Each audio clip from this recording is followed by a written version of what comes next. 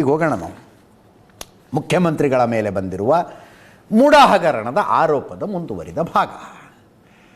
2 ತನಿಖೆಗಳು ನಡೀತಾ ಇದ್ದಾವೆ. ನಿಮಗೂ ಗೊತ್ತಿದೆ, ಲೋಕಾಯುಕ್ತ ಪೊಲೀಸರು ಒಂದು ತನಿಖೆ ಮಾಡ್ತಿದ್ದಾರೆ, ಇಡಿ ಅವರು ಒಂದು ತನಿಖೆ ಮಾಡ್ತಾ ಇದ್ದಾರೆ.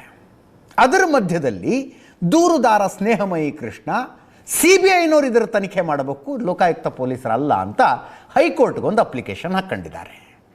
ಅದೊಂದು ಅಪ್ಲಿಕೇಶನ್ ಹೈಕೋರ್ಟಿಗೆ ಬರದೇ ಹೋಗಿದ್ದರೆ, ಸ್ನೇಹಮಯಿ ಕೃಷ್ಣ ಅವರು ಇದೊಂದು ಅರ್ಜಿ ಹಾಕಿಕೊಳ್ಳದೆ ಹೋಗಿದ್ದರೆ, ಲೋಕಾಯುಕ್ತ ಪೊಲೀಸರು ತಮ್ಮ ತನಿಖೆಯನ್ನು ಮುಗಿಸಿ ಡಿಸೆಂಬರ್ 26ನೇ ತಾರೀಕು ಜನಪ್ರತಿನಿಧಿಗಳ ವಿಶೇಷ ನ್ಯಾಯಾಲಯದ ಮುಂದೆ ಫೈನಲ್ ರಿಪೋರ್ಟ್ ಸಲ್ಲಿಕೆ ಮಾಡಿರೋರು.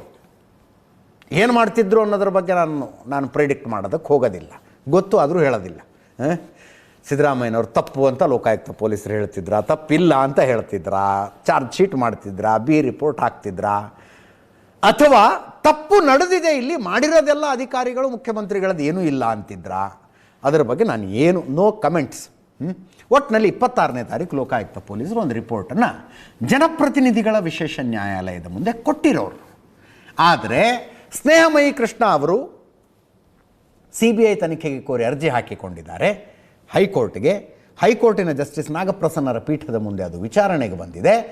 ಜಸ್ಟಿಸ್ ನಾಗಪ್ರಸನ್ನರ ಪೀಠ ಲೋಕಾಯುಕ್ತ ಪೊಲೀಸರಿಗೆ ಈ ಅರ್ಜಿ ಫೈನಲ್ ಆಗೋ ತನಕ ನೀವು ನಿಮ್ಮ ಫೈನಲ್ ರಿಪೋರ್ಟನ್ನು ಜನಪ್ರತಿನಿಧಿಗಳ ವಿಶೇಷ ನ್ಯಾಯಾಲಯಕ್ಕೆ ಕೊಡಬೇಡ್ರಿ ಅಂತ ಹೇಳ್ತು.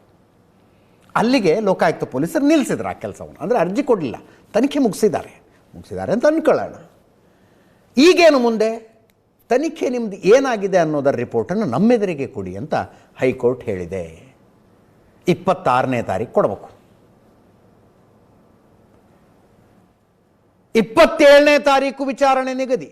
27ನೇ ತಾರೀಕು ಸೋಮವಾರ ಬರುತ್ತೆ, 26 ಭಾನುವಾರ ರಜೆ, 25ನೇ ತಾರೀಕಿಗೆ ರಿಪೋರ್ಟ್ ಕೊಟ್ಟುಬಿಡಿ ಅಂತ ಹೇಳಿದ್ದಾರೆ. ಕೊಡಬೇಕು ಲೋಕಾಯುಕ್ತ ಪೊಲೀಸರು. ಏನು ಕೊಡ್ತಾರೆ ಅನ್ನೋದು ಈಗ ಕುತೂಹಲ. ಲೋಕಾಯುಕ್ತ ಪೊಲೀಸರ ವರದಿಯ ಆಧಾರದ ಮೇಲೆ ಈ ಪ್ರಕರಣ CBIಗೆ ಹೋಗುತ್ತೋ ಹೋಗೋದಿಲ್ವೋ ಅನ್ನೋದು ಡಿಸೈಡ್ ಆಗಬಹುದು. ಇದು ಕೂಡ ರೀಸನ್ ಆಗಬಹುದು. ಲೋಕಾಯುಕ್ತ ಪೊಲೀಸ್ ವರದಿ ಬಗ್ಗೆ ನನಗೆ ಮಾಹಿತಿ ಇಲ್ಲ ಅಂತ ಮುಖ್ಯಮಂತ್ರಿಗಳು ಹೇಳಿದ್ರು, ಪೊನ್ನಣ್ಣ ಅವರು ಹೇಳಿದ್ರು, ಲೋಕಾಯುಕ್ತರು ಪಾರದರ್ಶಕವಾಗಿ ತನಿಖೆ ಮಾಡಿರ್ತಾರೆ ಬಿಡಿ ಅಂತ. BJP ಅವ್ರಿಗೆ ಬರೀ ಡೌಟ್ಫುಲ್ ನೇಚರ್ರೇ ಅಂತ ಪೊನ್ನಣ್ಣ ಅವರು ಹೇಳಿದ್ದು. ಉಳಿದವರು ಮಾತಾಡಿದ್ದಾರೆ. ಕ್ವಿಕ್ಕಾಗಿ ಕೇಳಿಸ್ಕೊಳ್ಳಿ, ಮುಂದಿನ ಸುದ್ದಿಗೆ ಹೋಗೋಣ. ಕ್ಲೀನ್ ಚಿಟ್ ಕೊಟ್ಟಿದ್ದಾರೆ ಸರ್ ಲೋಕಾಯುಕ್ತ ಪೊಲೀಸರು. ಅಧಿಕಾರಿಗಳು ತಪ್ಪು ಮಾಡಿದ್ದಾರೆ, ಸಿದ್ದರಾಮಯ್ಯನವರು ಮತ್ತೆ ಅವ್ರ ಪತ್ನಿ ತಪ್ಪು ಮಾಡಿಲ್ಲ ಅಂತ ಹೇಳಿದ್ದಾರೆ. ಈಗ ತನಿಖೆ ಯಾವ ಹಂತದಲ್ಲಿದೆ, ಏನಾಗಿದೆ ಅಂತ ನಮಗೆ ಮಾಹಿತಿ ಇಲ್ಲ. ಆದರೆ ವರದಿ ಇನ್ನೂ ಸಲ್ಲಿಕೆ ಆಗಿಲ್ಲ. ಸಲ್ಲಿಕೆ ಆಗಿದ್ದರೆ ಏನಾಗಿದೆ ಅಂತಲೂ ಕೂಡ ನಮಗೆ ಗೊತ್ತಿಲ್ಲ. ಅನುಮಾನ ಇದೆಯಲ್ಲ, ಅದೊಂಥರ ಕಾಯಿಲೆ ಇದ್ದಂಗೆ. BJPನವರ ಈ ನಾಯಕರು ಅವ್ರ ಪಾಪ ಕಾಯಿಲೆಯಿಂದ ಬಳಲ್ತಾ ಇದ್ದಾರೆ. ಅದರಿಂದ ತನಿಖೆ ಸಂಸ್ಥೆ ಏನಿದೆ, ಉಚ್ಚ ನ್ಯಾಯಾಲಯ ಇವತ್ತು ಹೇಳಿದೆ, ಲೋಕಾಯುಕ್ತ ಸಂಸ್ಥೆ ಪಾರದರ್ಶಕವಾಗಿ ಮತ್ತು ಸ್ವತಂತ್ರವಾಗಿ ತನಿಖೆ ಮಾಡುವಂಥ ಸಂಸ್ಥೆ ಕರ್ನಾಟಕದಲ್ಲಿ. ನೋಡಿ, ತಪ್ಪು ಮಾಡಿದರೆ ತಾನೇ ನಾವು ಅವ್ರ ಮೇಲೆ ಏನಾದರೂ ಇದೆ ಅಂತ ಹೇಳ್ಬೋದು. CM ಅವ್ರು ಏನು ತಪ್ಪು ಮಾಡಿದ್ದಾರೆ? ಯಾವ ತಪ್ಪು ಮಾಡಿಲ್ಲ. ನಾವು ಭಾಳ ಸ್ಪಷ್ಟವಾಗಿದ್ದೇವೆ. ಮುಖ್ಯಮಂತ್ರಿ ಸಿದ್ದರಾಮಯ್ಯವ್ರ ಮೇಲೆ ವಿನಾಕಾರಣ ಅವರ ಹೆಸರನ್ನು ಹಾಳು ಮಾಡಬೇಕು ಅಂತೇಳಿ ಷಡ್ಯಂತ್ರ ಕೇಂದ್ರ BJP ಮಾಡ್ತಾ ಇರೋದ್ರಲ್ಲಿ ED ಅವರು ಇಷ್ಟೊಂದು ಆಸ್ತಿಯನ್ನು ಸೀಸ್ ಮಾಡ್ತಾರೆ ಅಂದರೆ ಲೋಕಾಯುಕ್ತವ್ರು ಯಾಕೆ ಸುಮ್ಮನೆ ಇದ್ದಾರೆ? ಇವತ್ತು ನನಗೆ ಇರೋವಂಥ ಮಾಹಿತಿ ಪ್ರಕಾರ ಈ ಒಂದು ಲೋಕಾಯುಕ್ತ ಪೊಲೀಸರು ಇದನ್ನು ಮುಚ್ಚಾಕುವಂಥ ಪ್ರಯತ್ನವನ್ನು ಮಾಡ್ತಾ ಇದ್ದಾರೆ. ಮುಖ್ಯಮಂತ್ರಿಗಳಾಗಿ, ವಿರೋಧ ಪಕ್ಷದ ನಾಯಕರಾಗಿ, ಉಪಮುಖ್ಯಮಂತ್ರಿಗಳಾಗಿ ಎಲ್ಲ ಕೆಲಸ ಮಾಡೋದು ನಾವು ನೋಡಿದ್ದೇವೆ. ಈ ಸಮಯದಲ್ಲಿ ಅವರ ಇನ್ವೆಸ್ಟಿಗೇಷನ್ ಮಾಡಿಸಿ ಅವರೇ ಕ್ಲೀನ್ ಚಿಟ್ ಹೊಡ್ಕೊಂಡು ಅವರೇ ಶಬಾಸ್ಗಿರಿ ಹೊಡ್ಕೊಳ್ಳೋದು ಸರಿಯಲ್ಲ.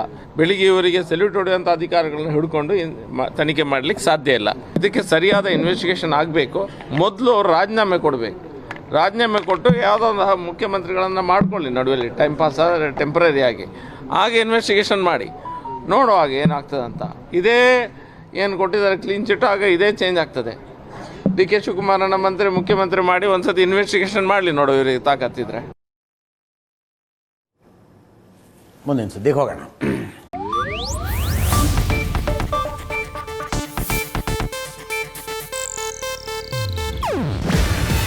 ಇದು ಏಷ್ಯಾನೆಟ್ ನ್ಯೂಸ್ ನೆಟ್ವರ್ಕ್ ಪ್ರಸ್ತುತಿ.